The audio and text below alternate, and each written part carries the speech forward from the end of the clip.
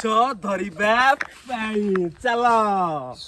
ହାଏ ସାଙ୍ଗମାନେ, ଏବେ ଆମେ ଚାଲୁ ଆମ ବନ୍ଦର ନଈକୁ ଜାଲ ପକାଇବା ପାଇଁ। ଜାଲ ସହିତ ଦିଟା ପଡ଼ିବ ନା, ଚାଲ ଦେଖିବା କି ମାଛ ପଡ଼ୁଛି। ଜାଲୁଆ ଅଛି ଏଠି ଆଉ, ମିଷ୍ଟର କଇଁଛ ଆଉ।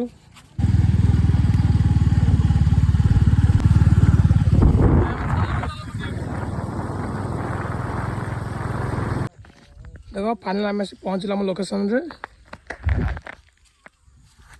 ମାଛ ଧରିବା ପାଇଁ ଚାଲ।